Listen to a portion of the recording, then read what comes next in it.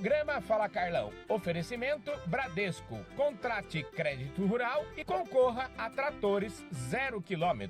Olá pessoal, esse é mais um Fala Carlão, direto aqui da COP27. E o Fala Carlão, você já sabe, é sempre na prateleira de cima do agronegócio brasileiro. Brasil, eu sempre falo, outro dia conversando com o presidente da Embrapa, o Celso Moretti, ele falou assim, Carlão, o Brasil, a agricultura brasileira, ele é parte da solução de tudo. Mas eu falo assim, porque o agricultor brasileiro pode de tudo. E mais do que isso, né? Quando a gente pega esse mundo estendido, a economia brasileira, você está falando de energia, a gente já tem uma matriz energética, talvez a matriz energética mais limpa do mundo, né?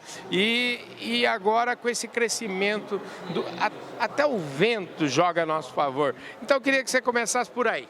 Sim, o vento joga a nosso favor, o pessoal do agro tem razão, né? A resposta do Brasil, até pela essa questão do clima, é a agricultura e a agricultura sustentável, a agricultura verde. O Brasil tem um potencial enorme para a agricultura. E o segundo potencial maior que o Brasil tem é a energia. Então nós temos que olhar tanto para a bioeconomia, pensando na produção, e também na questão da energia, porque a energia ela responde por 74% das emissões globais. Então, se nós fizermos uma energia sustentável no mundo, nós já vamos eliminar 74% das emissões. E quando nós colocamos o Brasil nesse cenário, o Brasil é o país mais renovável do mundo, na matriz que ele tem hoje e na capacidade de produção de energia renovável e de produzir um agro também renovável, um agro verde, um agro sem carbono. Então, essa energia que a gente tem, esse potencial energético,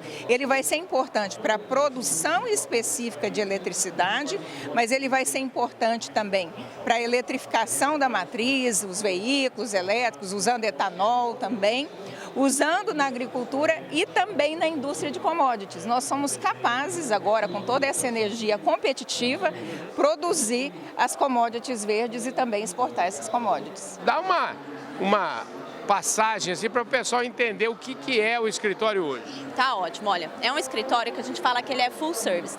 Então ele atende todas as áreas relacionadas à parte empresarial.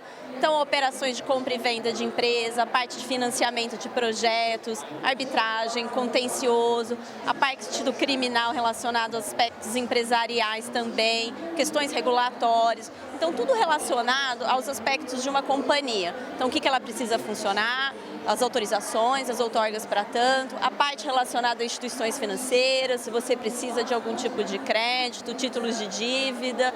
Então é um escritório que ele oferece uma assessoria completa para as empresas. E é onde eu me incluo também na parte ambiental e ESG, que é um tema que está cada vez mais em voga na atualidade. Pois é, na verdade, então você é mais do que um escritório de advocacia, me parece uma coisa onde vocês estão, vamos dizer assim, intimamente ligados com a estratégia de negócio dos seus clientes.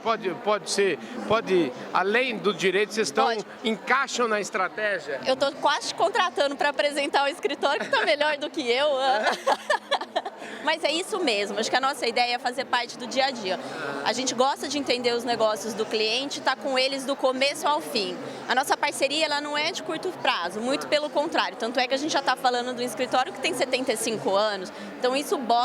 Quantos anos? 75. Uau. Isso mostra assim, a perpetuidade das nossas relações com os clientes.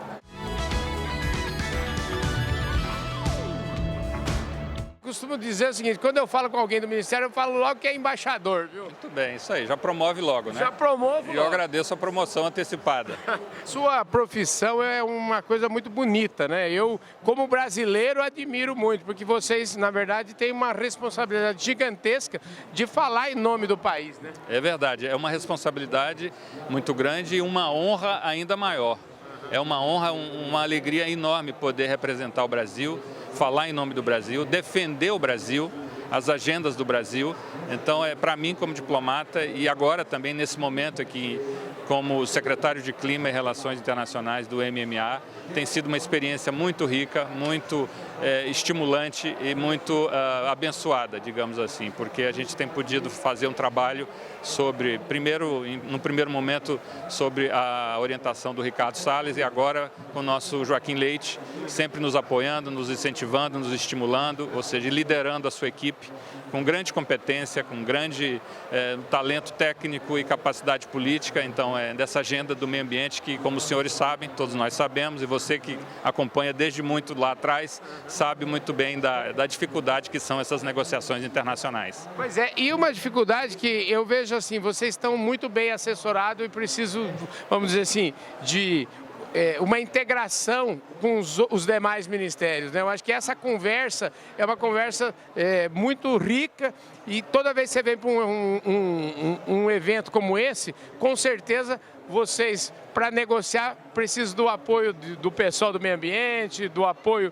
da agricultura. O Brasil está bem nesse jogo. Sem dúvida, sem dúvida. Embora a discussão seja capitaneada a delegação do Brasil seja capitaneada, liderada e chefiada pelo ministro do Meio Ambiente, mas aqui está o Itamaraty também e estão outros órgãos do governo brasileiro, com técnicos aqui acompanhando as discussões todas técnicas, as mesas negociadoras nas diversas áreas do Acordo de Paris. Então, é um trabalho conjunto de todo o governo brasileiro que está muito bem articulado em torno dessa agenda. Natália, penúltimo dia da COP. A gente trabalhou barbaridade, você trabalhou também. Escuta, me conta o que a gente já pode esperar, quais são as primeiras decisões, quais são as primeiras negociações que você pode adiantar para nós? A primeira coisa que a gente tem que entender quando fala de negociação climática é que é um processo longo.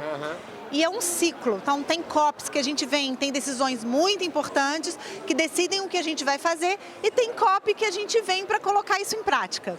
Esse é o caso dessa COP. Além de ser a chamada COP da implementação, que eu sei que você já trouxe isso aqui, é uma COP também que a gente está discutindo perdas e danos das nações mais pobres. Não é à toa que essa COP está acontecendo no Egito. Cada COP tem um tema, ela tem algo dentro da Convenção Climática que tem que ser desenvolvido. E essa COP era justamente isso. E quando a gente fala de perdas e danos, vocês podem imaginar o que está por trás disso? Financiamento. Então, como que a gente leva a ajuda dos países mais desenvolvidos para os países mais pobres que foram mais atingidos pela mudança do clima? O mercado de carbono ainda eu acho que assim, uma incógnita. Nós já falamos sobre isso e eu acho que por conta do tema ser ainda tão misterioso, vamos dizer assim, para o produtor rural principalmente, é que a sua presença aqui é importante. Eu acho que é um assunto que quanto mais a gente fala, mesmo que a gente fale as mesmas coisas, é importante, né, a gente bater nesse tema, né? E existe um artigo, talvez, o tal do artigo 6, o tal do artigo 6.4, já ouvi falar disso aí, mas estou só repetindo aqui. Olha, o que a gente tem que entender no mercado de carbono e por que a gente está interessado em falar desse assunto é o seguinte: existem projetos, iniciativas que nunca ocorreriam se não fosse pelo incentivo, pela vontade de você gerar o crédito. E aí você atrai um financiamento, você atrai um dinheiro para aquele projeto, para aquela região que não chegaria de outras maneiras. É por isso que a gente começou a falar do mercado de carbono como um caminho de fazer o dinheiro chegar, em abrir oportunidades que nunca ocorreriam se não fosse por aí. Agora, na prática, o que é? E até você é amiga do Eduardo Bastos, o Eduardo, esses dias aí, disse que ele vendeu um caminhão de coisa, de muito dinheiro aí. Exemplifica para nós o que está acontecendo. Vamos lá. Vamos para ilustrar isso de caso concreto. Vamos falar de um projeto de reflorestamento. Sim. Você pega uma área que você se propõe a reflorestar, pode ser um déficit de reserva legal, um pasto que não tem uma produtividade elevada e que uma parte dele você vai restaurar. Você segue técnicas. Existe toda uma metodologia, uma questão que exige um passo a passo a ser seguido por empresas especializadas. E uma vez que aquela floresta começa a crescer, você começa a medir o carbono que está sendo capturado naquela biomassa, naquela árvore. Quando isso é medido e capturado, você gera um certificado, que é o crédito de carbono. Esse crédito de carbono ele vai ser registrado e a partir desse registro, quando é verificado que é real, que essa captura foi feita, vira um valor monetário. Aquilo é algo que pode ser negociado. Então eu pego aquele certificado e vendo para uma outra empresa que tem um compromisso de retirar carbono da atmosfera.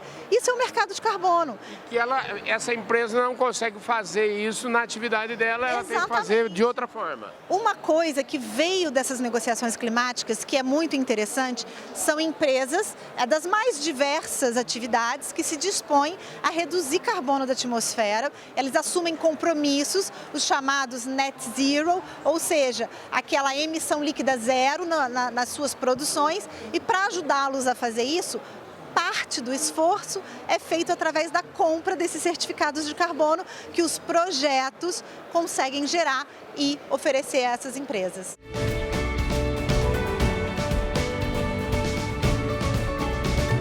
Essa está sendo chamada COP da implementação. O senhor tem uma visão privilegiada pela atividade que desenvolve para nos dizer aqui, quase um dia, vamos dizer, faltando apenas um dia das negociações aí, se a gente vai ter boas notícias, avançamos, o que o senhor tem a nos dizer?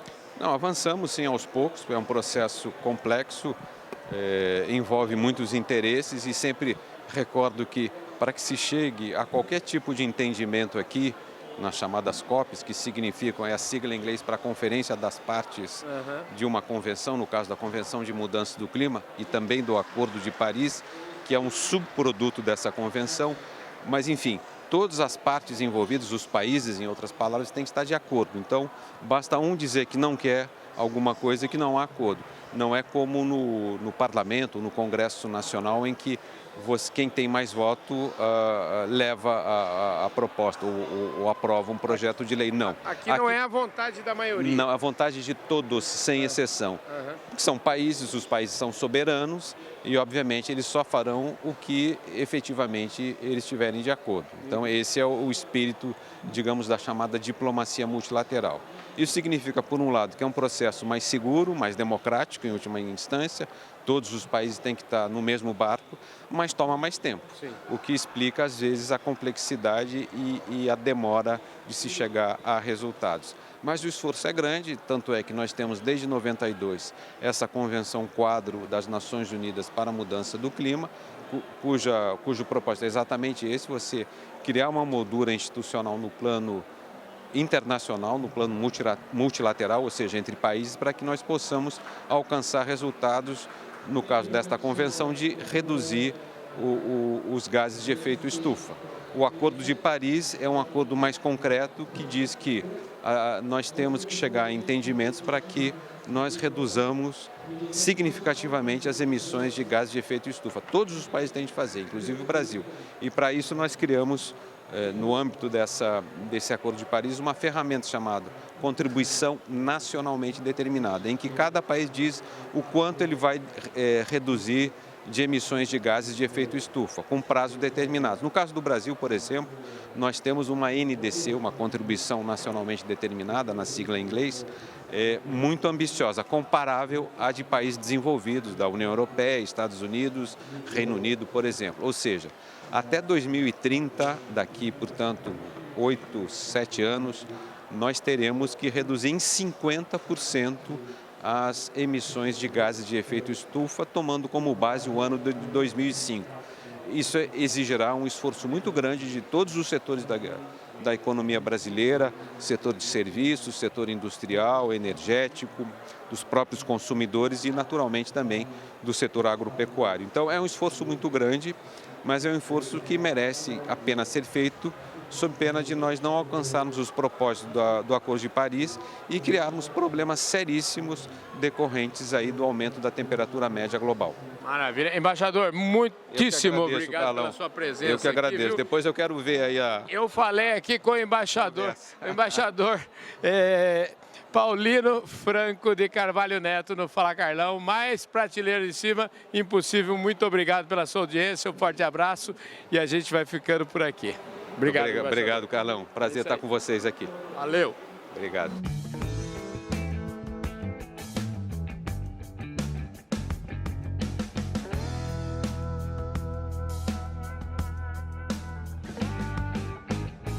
Programa Fala Carlão. Oferecimento Bradesco. Contrate crédito rural e concorra a tratores 0 km.